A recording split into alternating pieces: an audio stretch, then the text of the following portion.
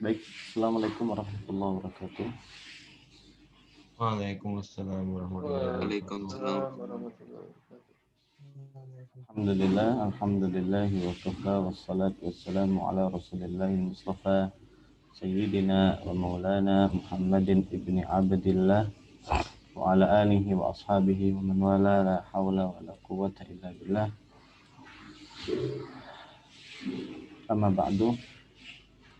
Anak-anak yang dirahmati Allah, syukur alhamdulillah pada pagi hari ini kita bisa berjumpa kembali untuk sama-sama belajar.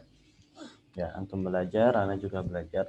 Dan syukur alhamdulillah, sepertinya kita sudah di akhir kitab dari An-Nahwul Wadih fi Qawaidil Lughatil Arabiyyah lil marhalatil ibtidaiyah.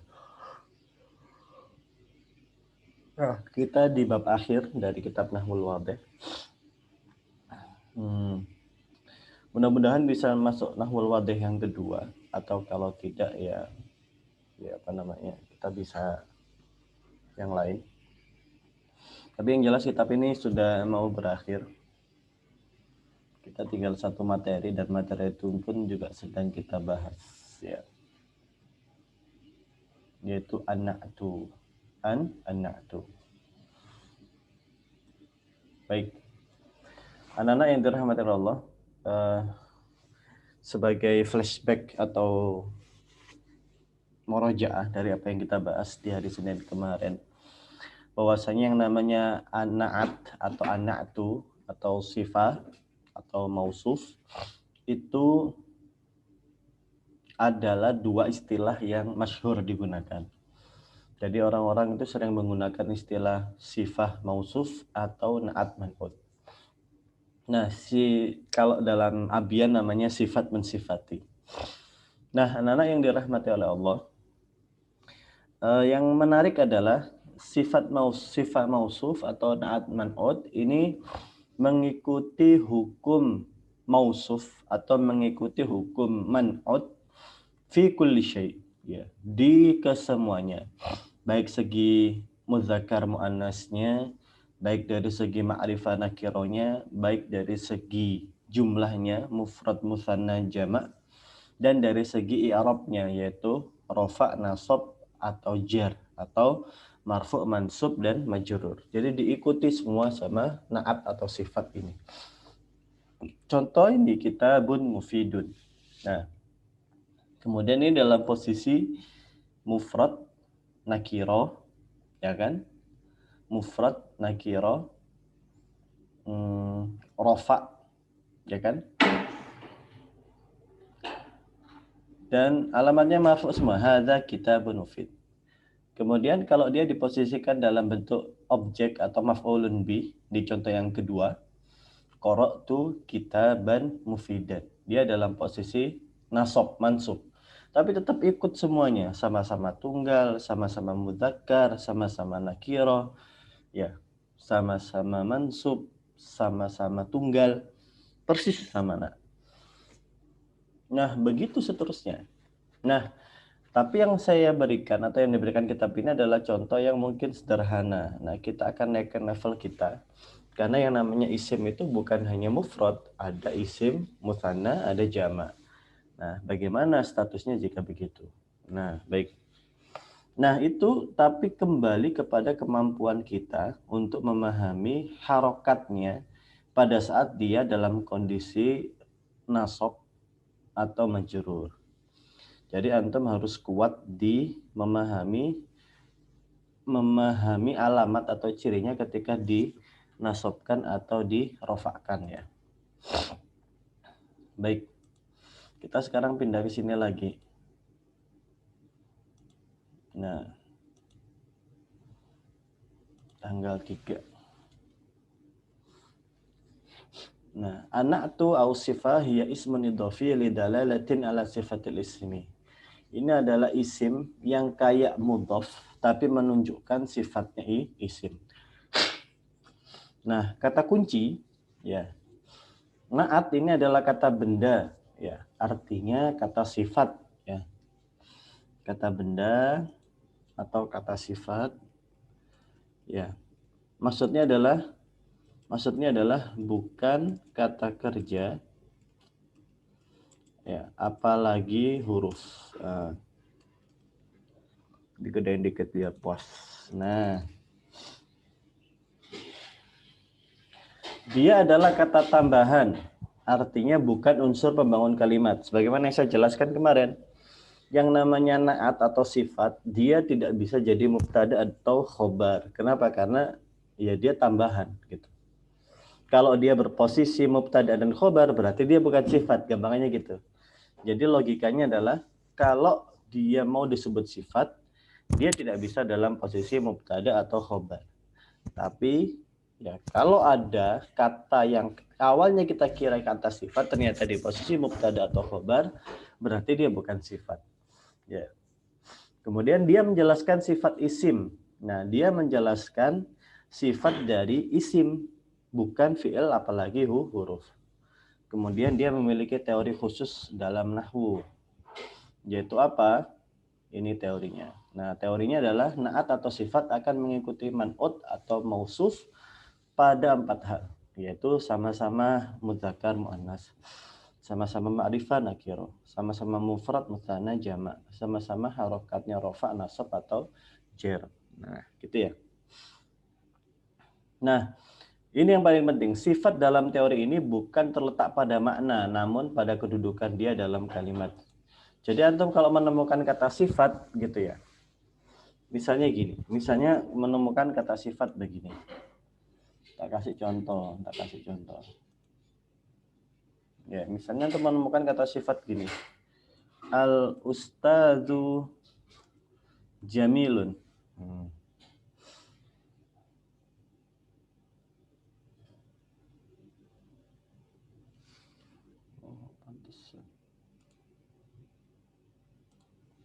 Misalnya menemukan kata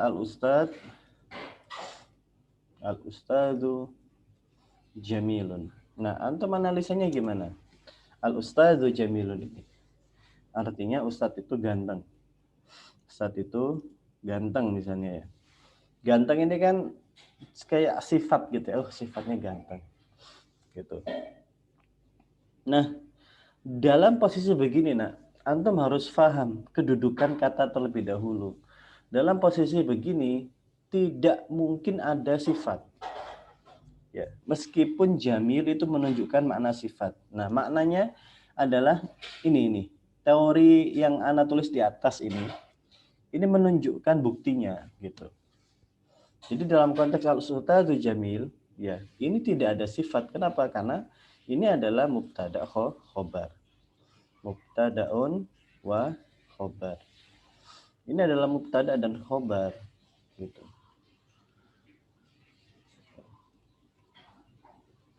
Ini mubtada khobar. Kenapa? Karena asal pembangun kalimat itu harus ada dulu gitu. Kita jangan bilang ini sifat dulu karena nggak ada gitu. Nah, kecuali kalau begini. Kalau saya bilang begini, al ustadzu rajulun jamilun. Nah, al ustadzu ya, rajulun jamilun. Nah, kalau begini ya, ustadz itu ustadz itu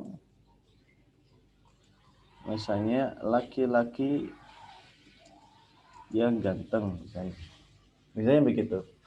Nah, dalam konteks ini beda ya. Meskipun ada satu kata yang sama, yaitu kata-kata jamil ya. Sama jamil. Tapi kata yang pertama dan kedua beda. Bedanya apa, yo? Bedanya apa? Ada yang tahu bedanya apa kata yang pertama sama yang kedua? Gimana, Le? Ada tambahan kata. Ada tambahan kata dan jamil yang pertama itu sebagai apa? Sebagai khobar. Kalau jamil yang kedua bukan lagi khobar. Kenapa khobarnya nggak ada? Kenapa khobarnya bukan jamil? Karena sudah digantikan dengan khobar yang lain, yaitu Rajulun. rajulun. Nah, betul. Jadi dalam konteks ini, ya Ustadz itu adalah mubtadaun, kemudian rajulun ini adalah khobarnya. Nah, baru ini Jamil ini dia sudah bukan dia boleh jadi naat gitu ya. Dia boleh jadi naat atau sifat. Ya. Kenapa? Karena dia bukan lagi unsur utama dalam kalimat. Ya, dia bisa dikatakan punya backup gitu ya. Backupnya adalah rojulun. Khobar ini na'tun atau sifatun. Nah, begitu. Ya, jadi makna sifat itu sekali-kali bukan pada makna. Kalau kita kembali kepada makna, berarti sifat ini gak yang di atas atau yang di bawah ini sama-sama ganteng, berarti sama-sama sifat, bukan gitu. Tapi naat atau sifat di sini lebih kepada kedudukan dia dalam kalimat gitu. Kedudukan dia dalam kalimat.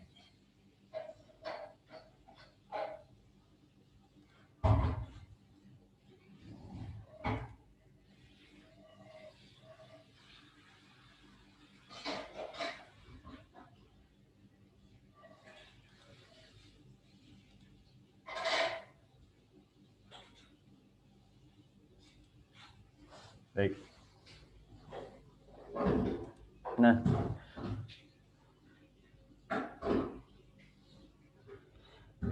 oke deh, saya pengen antum betul-betul paham. Jadi ana pengen ada tadribat dulu deh. Sebelum kita masuk ke yang musanna ya. Tadribat. Yuk.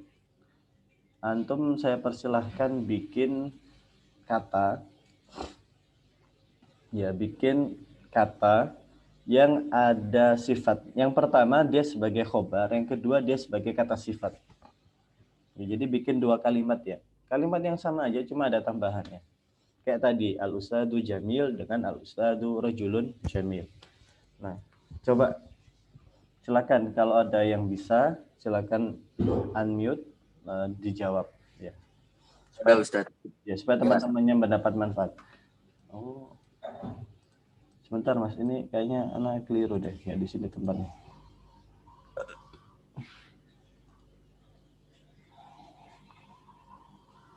Sini. Enggak. Yuk, kata pertama. Ada Ustadz. Iya, silakan Mas Tegar.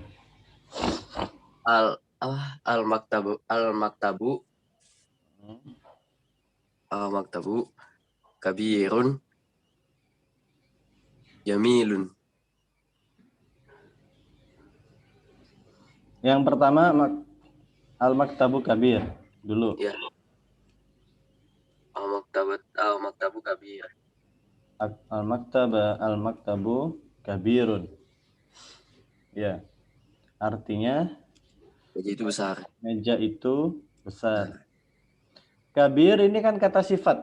Maknanya sifat ya. Tapi bisa nggak dia disebut sebagai kata sifat? Bisa. Iya, bisa. Tapi kalau dalam kedudukan dia dalam posisi gini, dia disebut sifat bisa nggak? Al-maktabu kabir.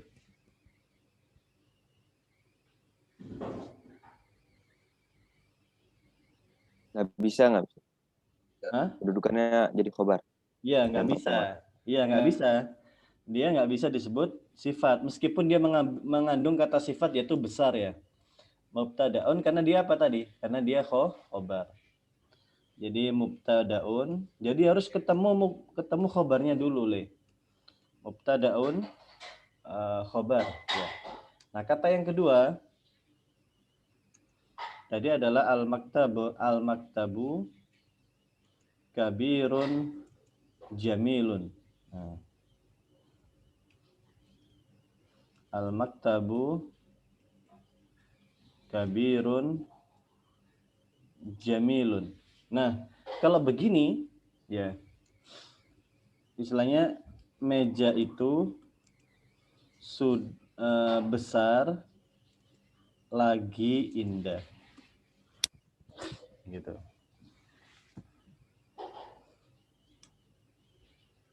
Nah, kalau begini kabir tetap sebagai khobar ya. Jadi kita tulis al-maktab sebagai mubtada. Kemudian kabir khobar. Nah, jamilnya apa?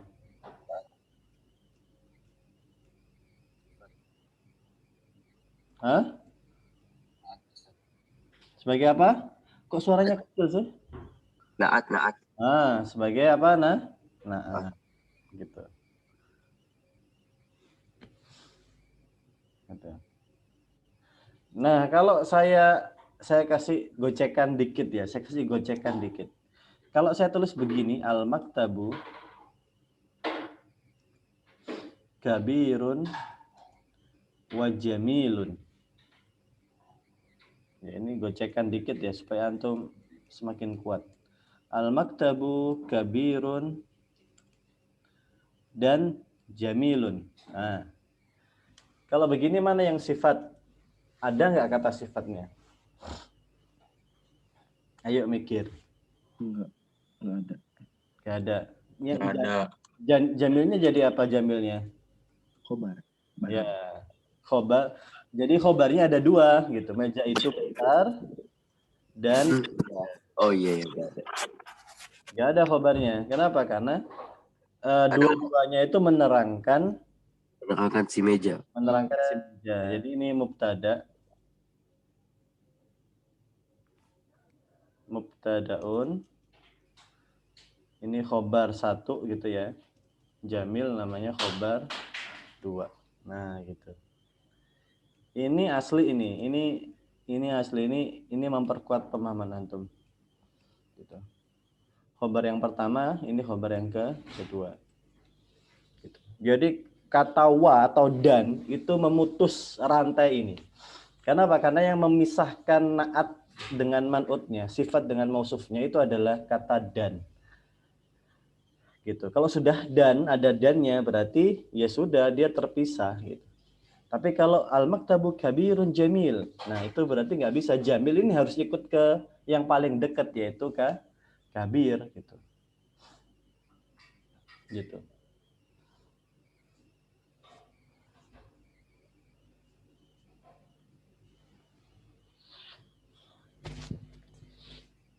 Paham? Nah, baik. Sekarang contoh lain, silakan. Tadi baru Mas Tegar. Ana pengen 2 contoh lagi deh. Silakan. Pakai yang muannas boleh.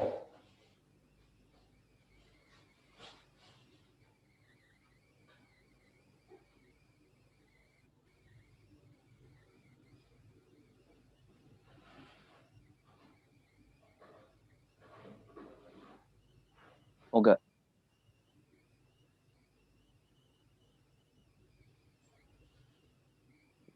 Ada? Moga. Iya, moga silakan. Sayyaratu jadi datun. As-sayyaratu jadi datun. Mobil itu baru.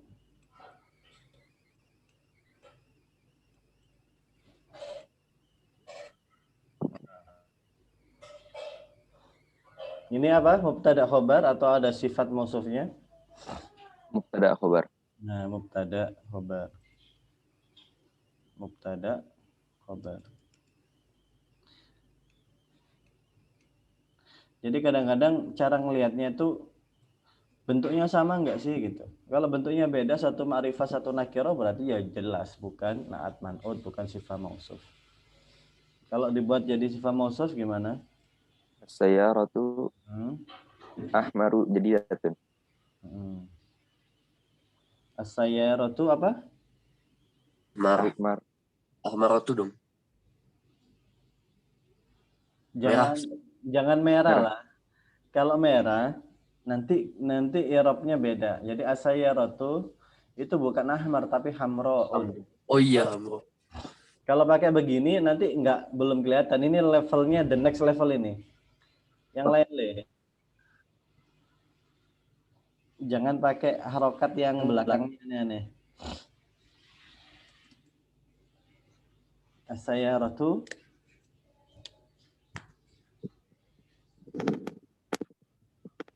Ahmad.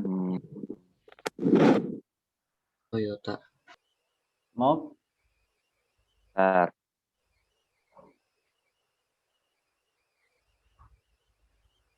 Sari'un. Sari'atun. Jadi datun. Misalnya sari'atun. Ya. Jadi datun. Sari'atun. Jadi datun. Nah, kalau begini bisa kita sayaratu mubtada. Ya, kemudian syariah cepat ya, khobar. Jadi adalah naat atau sifat. Nah, begitu.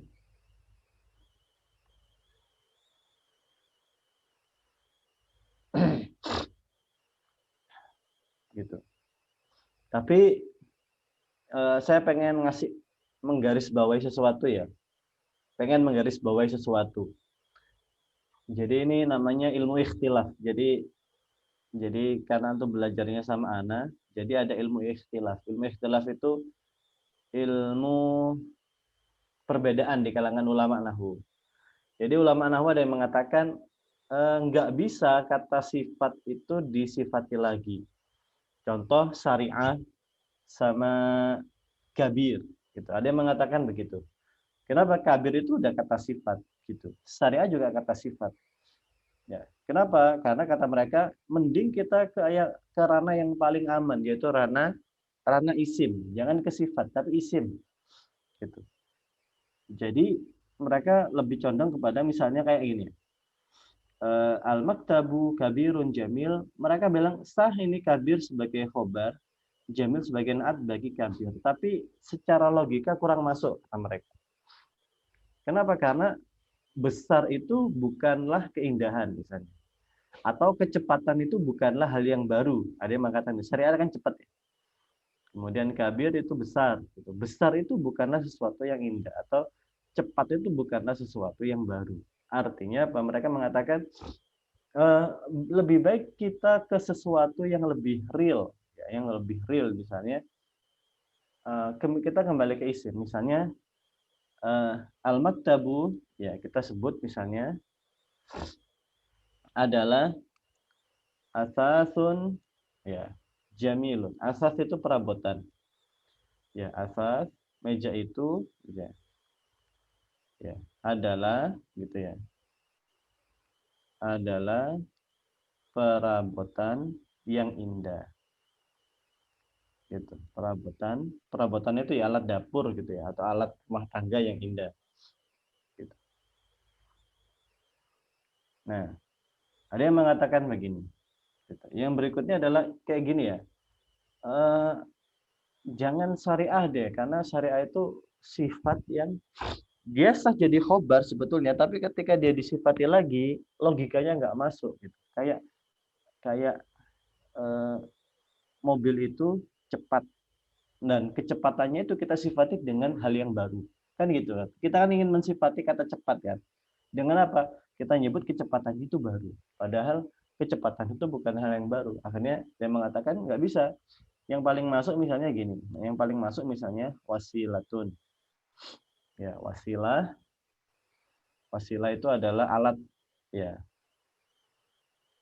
Misalnya ini kita artikan mobil itu baru. Kemudian kita sebutkan di sini mobil itu adalah ya, wasilah itu kendaraan ya yang baru. Baru. Ya.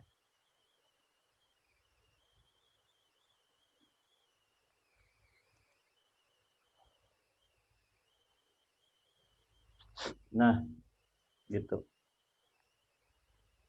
Jadi lebih kepada antum perlu mengganti dulu khobar itu dengan sesuatu yang memang benda. Atau bisa dikatakan jangan sifat dulu. Gitu. Kenapa? Karena kalau sifat lagi, khobarnya itu bentuknya sifat, kemudian disifati lagi, ada ulama yang nggak terima. Paham enggak? Dan ini ilmu istilah. Itu ilmu istilah. Jadi ilmu perbedaan pendapat di kalangan ulama. Nah, coba contoh yang ketiga. Saya pengen contohnya makin mantap.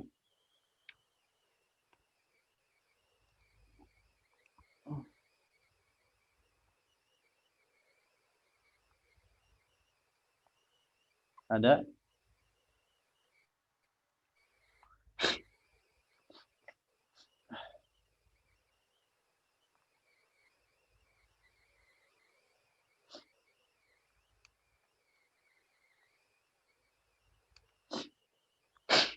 Ada?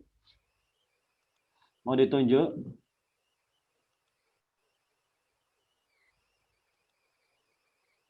Amru ini kayaknya bisa deh, Amru ini deh. Amru,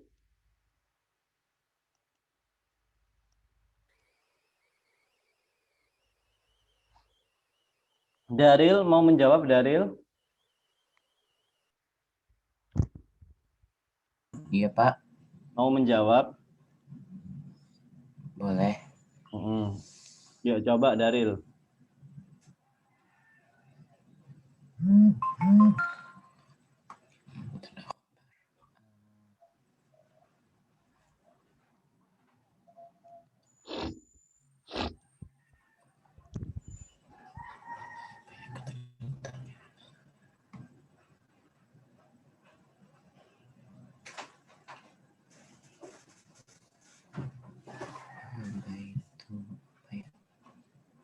Al-Baitu, kenapa Al-Baitu?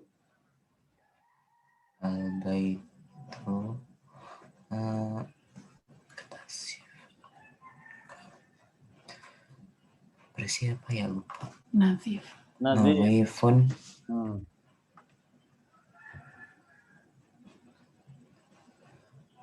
Oke.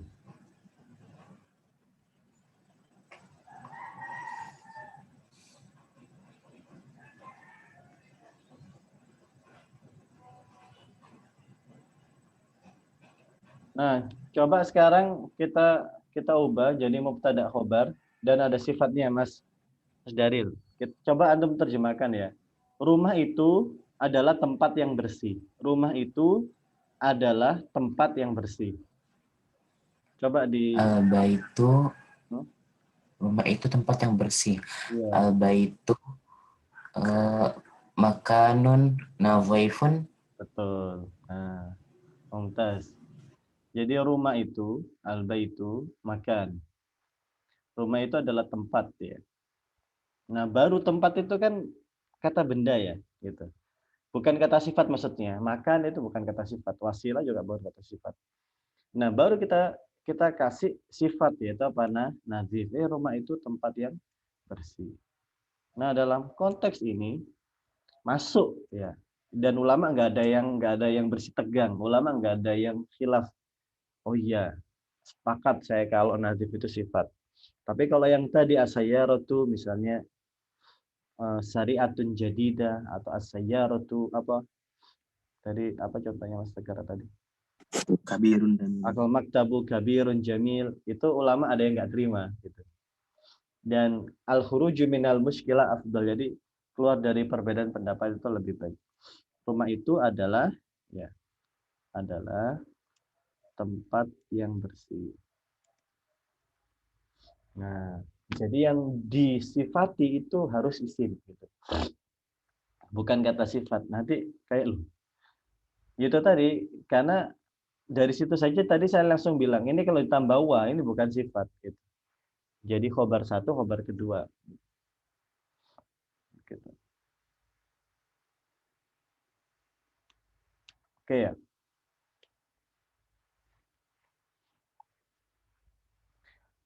Ada contoh lagi? Ada yang mau bikin contoh satu lagi? Kalau tidak, kita akan coba buat musanna. Musanna itu yang double, ya. Double ya. Kita buat dari 3 contoh di atas tadi aja. Siapa yang bisa mengubah 3 contoh yang dibuat oleh Mas Tegar, Moga, sama Daril menjadi mutsana, menjadi 2, bentuk 2-nya. Nah, silakan. Pertama, al-maktabu kabirun. Yang kedua adalah as-sayyaratu jadidatun. Yang ketiga adalah al-baitu kabirun. Ayo nazifun. Yuk, silakan dibuat musannanya. Ada?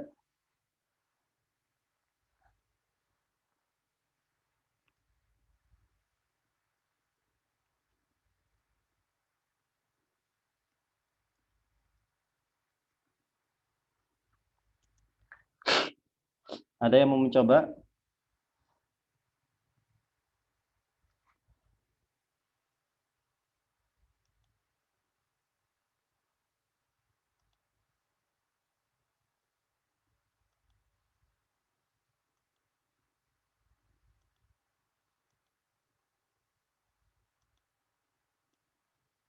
Ada yang mau mencoba, guys?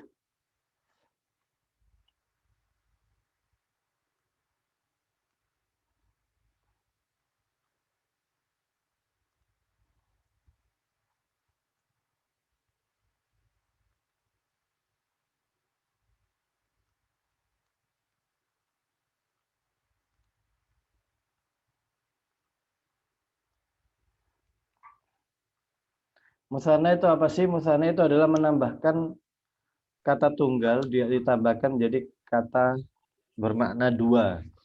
Caranya gimana? Tinggal ditambah alif dan nun di belakangnya. Tinggal ditambah alif dan nun di belakangnya. Al-maktaban. Ya, Ya, siapa Le ini, Le? Ustaz. Hah? Tegar. Oh iya. Al-maktabani Asas. Asas. Ini. Jamilaini. Jamilani. iya, Kak. Karena ini rofa semua ya. Jadi nggak ada yang jamila ini. Jadi Oh ya, Jamil. ya al-maktabani asasani Jamilani. jamilani. Yang kedua, siapa yang mau coba? Anak-anak. Ayo Mas.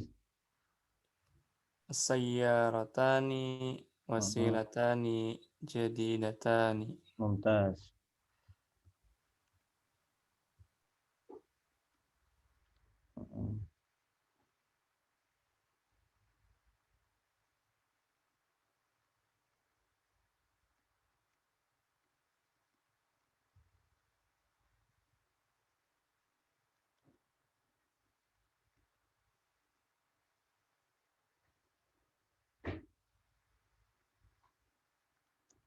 Terus terakhir, Anak Pak. kok al-baitu nazifun. Anak. Yuk silakan Mas. Siapa? Mas siapa? Pelu. Kami Pelu. Ayo Mas Hafiz Palu. Al-baitani makan. Makanani nazifani. Mumtaz. Mumtaz. Jadi al-baitani makanani nazifani. Mumtaz.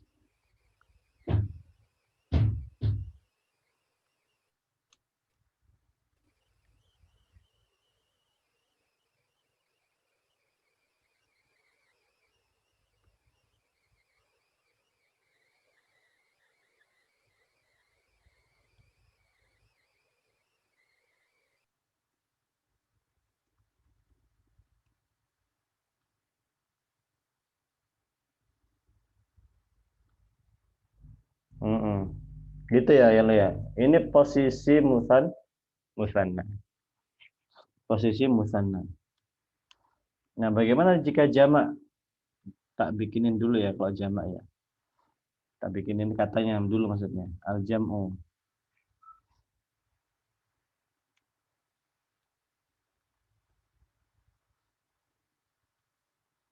Misalnya, atau ada yang mau bikin contohnya dulu? Misalnya al-muslimuna, ya, ummatun wahidatun. Atau jangan umat deh. Kalau dikasih contohnya, cuma al-muslimu, ya, al-muslimu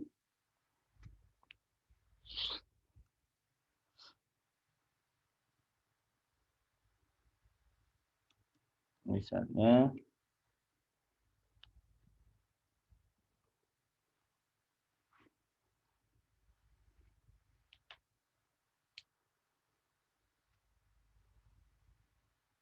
tapi ini 6, udah 6:07 ya.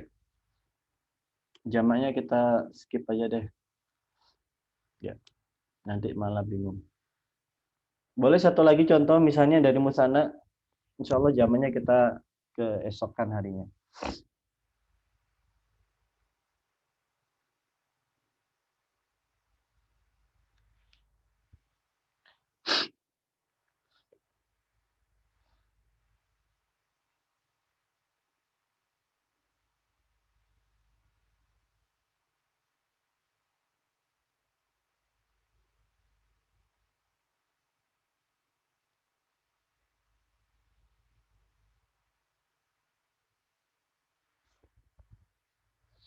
Ada? Kalau nggak ada, berarti kita akhiri. Ya. Mudah-mudahan Anak sempat bikin kahutnya. Siapa ini? Anak coba bikinin kahutnya deh ya. Latihan di sana kita. Oke, kalau nggak ada, saya cukupkan sekian dulu pertemuan kita pada pagi hari ini. Mudah-mudahan bermanfaat. Syukuran atas partisipasinya semua. Dan terima kasih yang telah datang tepat waktu. Ya, mulai tepat waktu, diakhiri tepat waktu. Jadi enak, gitu, adil. Kalau mulainya itu telat gitu, kemudian selesainya apalagi walat banget gitu, terusnya kayak capek. Tapi kalau datangnya tepat waktu, selesai tepat waktu itu menjanjikan. Jadi menjanjikan. Jadi orang itu bisa membuat jadwal kalau dia bisa selesai tepat waktu dan dimulai tepat waktu. Kalau molor, susah bikin jadwal, susah bikin janji. Kenapa itu tadi? Ntar dulu nanti beresnya jam berapa, kita nggak tahu kan. Taklim ini beresnya jam berapa, atau taklim ini mulainya jam berapa ya. Jadi nggak jelas. Oke, saya kira itu. Ya, syukran lakum warahmatullahi. Kita akhiri dengan kafaratul majelis. Subhanakallahumma wa bihamdika asyhadu an la ilaha illa anta. Syukran lakum warahmatullahi. Assalamualaikum warahmatullahi wabarakatuh. Waalaikumsalam warahmatullahi wabarakatuh. Wabarakatuh.